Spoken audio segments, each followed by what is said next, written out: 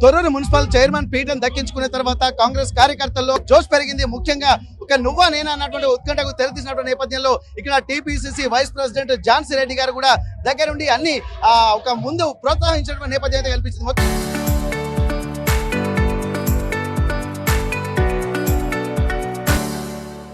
మొత్తానికి కార్యకర్తలు మాత్రం ఒక ఉత్సాహపూరితమైనటువంటి వాతావరణంలో ఒక భారీ విజయోత్సవ ర్యాలీ నిర్వహించారు.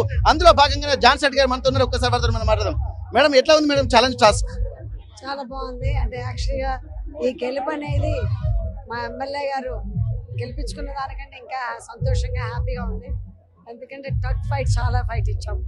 సో ప్రతి ఒక్కరి కార్యకర్త కూడా ఒక సైనికులాగా పనిచేసి ఈ చైర్మన్ ఎట్లా పరిస్థితుల్లోకి ఎట్లా కొట్టాలనే ఉద్దేశంతో చాలా మంది అంటే మాతో పాటు మేము ఒక్కడమే కాదు, ఎందుకంటే ప్రతి ఒక్క కార్యకర్త ప్రతి ఒక్క మన లీడర్ అంటే ఎవరైతే ఆస్పిరెంట్ గా నిలబడ్డారో వాళ్ళందరూ కూడా చాలా బాగా చేశారు. మేడం, ఇక్కడ ఒక ప్రధాన ఆరోపణలు ఝాన్సీ రెడ్డి గారు మున్సిపల్ కార్యాలయంలో కూర్చొని చక్రం తిప్పారని చెప్పి అంటున్నారు. దీనిపై మీ సమాధానం ఏంటి మేడం? అంటే మున్సిపల్ కార్యాలయంలోకి వెళ్ళారంటున్నారు, దీనిపై మీ సమాధానం? అవి ప్రూఫ్స్ ఉన్నాయండి. యాక్చువల్లీ కెమెరాసే వాళ్ళు అక్కడ మున్సిపాలిటీ బిల్డింగ్ లో ఉన్న కెమెరాసే క్యాప్చర్ చేసింది ఎవరు మున్సిపాలిటీ బిల్డింగ్ లోకి వెళ్ళారని. ఫస్ట్ డే రోజు దయాకరావు గారే వెళ్ళారు. వెళ్ళి వాళ్ళు ఆయన పోవటమే కాకుండా ఆయన పక్కన ఇద్దరు పిఏలు ఒక లాయర్ పోయిండు. అది తప్పకుండా వీడియో కూడా ఉంది ప్రూఫ్లతోటి. అదే విధంగా నేను పోయినట్టు ఆయన దగ్గర ఏదైనా ప్రూఫ్లు ఉంటే బయట పెట్టమనండి, నేను రెడీ. సో ఇంకోటి ఏంటంటే నేను అక్కడ పరిధిలో కూడా నేను సెకండ్ డే రోజు అసలు లేను ఇక్కడ. ఆయన దొంగచాటుగా వచ్చి ధర్నా చేసిండే తప్పితే మేము ఎక్కడెక్కడో పాలకుర్తిలో ఉన్నాం. సో అదంతా అక్యూజేషన్. అయినా కానీ ఆయనకి గుండెల్లో దడబడుతున్నది, గుండెల్లో రైళ్లు పరిగెత్తుతున్నాయి. ఝాన్సీ అనేది ఒక పాలకుర్తిలోనే కాదు, ఒక ఇండియాలోనే ఉండద్దు, అమెరికా పంపించాలనే ఉద్దేశంతో ఉన్నారు.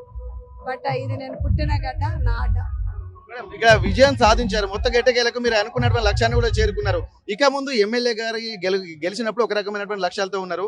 ఇక్కడ గత కొద్ది రోజులుగా జరుగుతున్నటువంటి రాజకీయ పరిణామాలను చూస్తుంటే మీకు ఏమనిపించింది? రాబోయే రోజుల్లో మీ ఆలోచన విధానం ఎట్లుండబోతుంది ఇక్కడ పరిస్థితులను చూసిన తర్వాత?